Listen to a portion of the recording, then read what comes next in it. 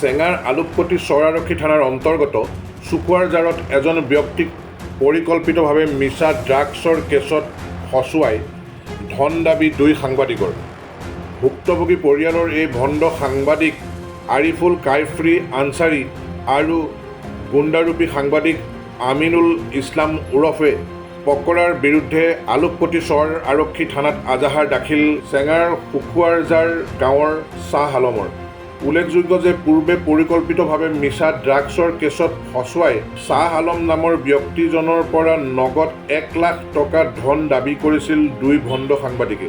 এই অভিযোগ ভুক্তভোগী পৰিয়ালৰ। শ্বাহ আলমক নিশ্চয় আপুনি চিনি পায়? চিনি পাই, মোৰ ঘৰৰ ওচৰত বাৰী। তেওঁলোক শ্বাহ আলমৰ বিৰুদ্ধে অভিযোগ উঠিছে ড্ৰাগছৰ লগত জড়িত বুলি।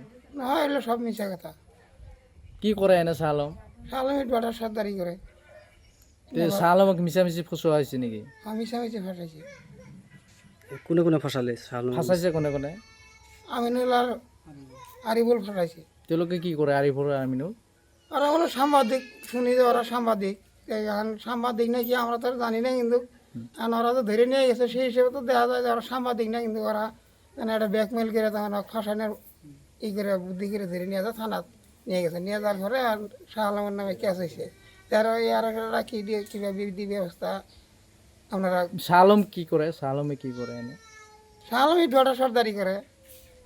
কি ক'ব শ্বাহ আলমক যে মিছামিছি কেছত ফচাইছে এই সম্পৰ্কে কি ক'ব?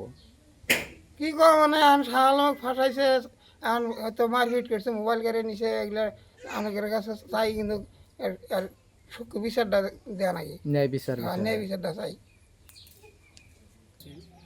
নাজানে হাতৰ হাততো মোবাইল আছিল, তাতে একো মাল পোৱা নাই, অলপো মাল পোৱা নাই, তাতে দেখাব পৰা নাই। পিছদিনাখন এইখিনি মাল ইহঁতে ক'ত পালে? সেইটোৱে আমাৰ প্ৰশ্ন। সিহঁতে সাংবাদিক না সিহঁতে গুণ্ডা? বা সাংবাদিকৰ নামত কি গুণ্ডামি কৰি আছে না মানে কিবা কৰি আছে? সাংবাদিকৰ চাৰ্টিফিকেটটো লৈ পেলাই মানে নিজৰ গুণ্ডামিটো কায়েম কৰি আছে, ধন দাবী কৰি আছে। খালি এইখিনিয়ে নহয়, সিহঁতে আমাৰ গাঁৱত আৰু আহিছে, বহুতবাৰ আহিছে। আহি পেলাই কিবা এটা মানে সৰু সুৰা কিবা হাই আল্লাহ হৈয়ে থাকে নহয়, সিহঁতে আহি আগতে আহি মানে উপস্থিত হয় তাতে, হৈ পেলাই মানে ধন দাবী কৰে। আৰু কিবা কি লৈছিল নেকি তেতিয়া সেই সময়ত আমাৰ মোবাইলটো কাঢ়ি লৈছে বিশেষকৈ, আমাক ফোন মাৰিবলৈ চান্স দিয়া নাই।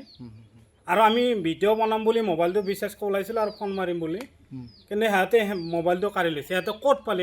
ৰাস্তাৰ মাজৰ পৰাই মোবাইল ফোন কাঢ়ি লৈ মাৰ ধৰ কৰি মিছা ড্ৰাগছ ব্যৱসায় কৰা বুলি বিনা অপৰাধত জেলত কেইবা নিশাও কটাবলগীয়া হৈছিল উক্ত শ্বাহ আলম নামৰ ব্যক্তিজনে। আৰু এতিয়া জেলৰ পৰা মুক্ত হৈ দুই গুণ্ডাৰূপী সাংবাদিকৰ বিৰুদ্ধে সৰব হৈ উঠিছে শ্বাহ আলম। সাংবাদিক আৰিফুল কাইফ্ৰী আনচাৰী আৰু সাংবাদিক আমিনুল ইছলামৰ ওৰফে পকৰাৰ বিৰুদ্ধে ধন দাবী অভিযোগ শ্বাহ আলমৰ পৰিয়ালৰ। বাতৰি প্ৰচাৰ কৰাৰ ভয় দেখুৱাই নগদ 1 লাখ টকা ধন দাবী কৰিছিল বুলিও অভিযোগ দুই সাংবাদিকৰ বিৰুদ্ধে।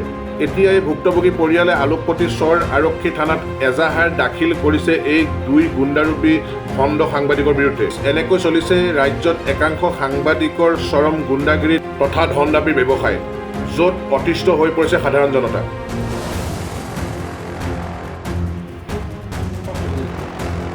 চেঙাৰ পৰা কিতাপ আলীৰ ৰিপৰ্ট, E24 লাইভ ব্ৰেকিং।